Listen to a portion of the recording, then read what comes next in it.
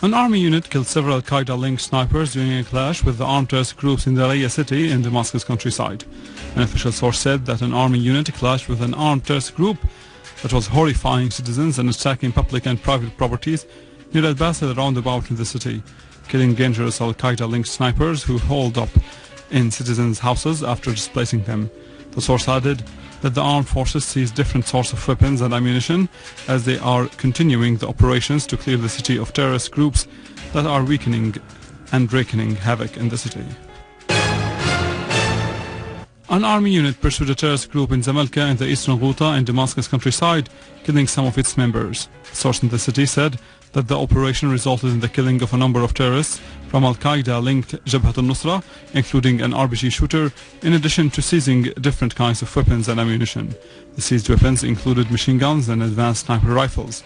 Another army unit clashed with terrorists in Beit Saham town in Damascus countryside, killing and injuring many of them.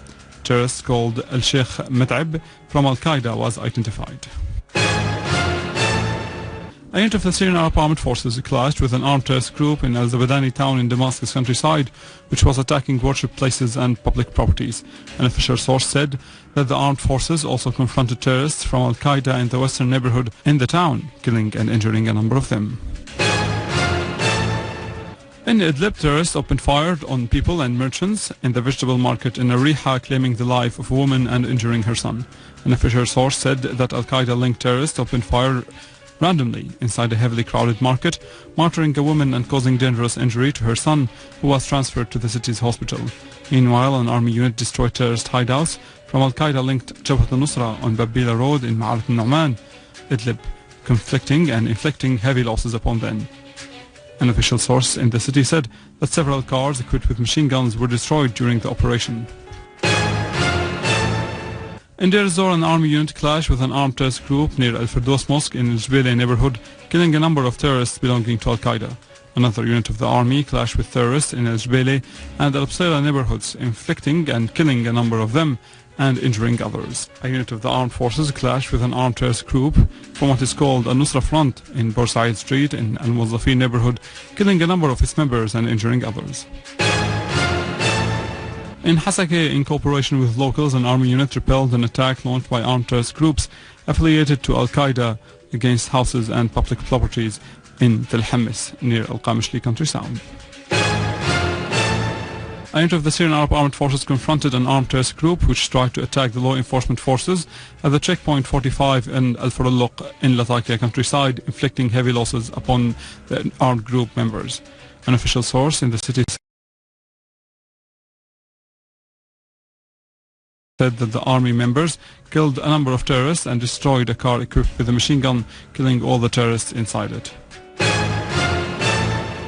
The Popular Front for the Liberation of Palestine, the General Command, stressed that the armed terrorist group's attack against one of the front's camps in Damascus countryside was carried out by Mossad tools on behalf of the Israeli occupation after the Tel Aviv operation.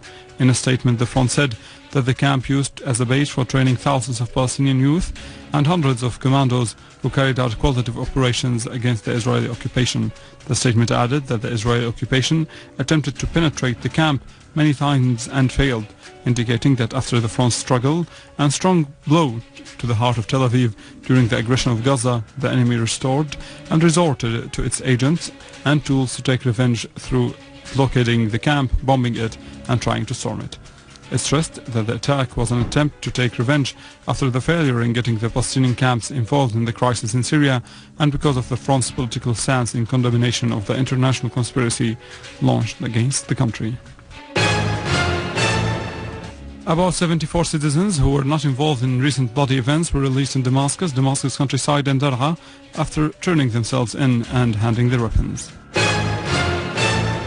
Prime Minister Wael Halaqi discussed with the popular delegation from Dar'a the efforts exerted to consolidate national unity and contain the crisis in Dar'a city. Al-Halaqi said that Syria is facing a global war and a takfiri thinking that instigates terrorism and destruction in violation of the essence of Islam and holy religions call for tolerance, amity and fraternity. He added that Syria is making progress in its war against terrorism and the armed terrorist groups thanks to the armed forces' sacrifices and steadfastness. Al-Halaqi reviewed the government's task in the stage to provide the Syrian people's basic needs and requirements, including food materials, chemicals, medicine and oil derivatives, despite current circumstances and the economic sanctions. A meeting was held in Damascus with the participation of politicians, intellectuals, journalists and opposition figures. The participants underlined the importance of national dialogue to confront the conspiracy being hatched against Syria. They also stressed the necessity of combating terrorism, referring to the great sacrifices offered by the Syrian Arab Army to defend people and the homeland.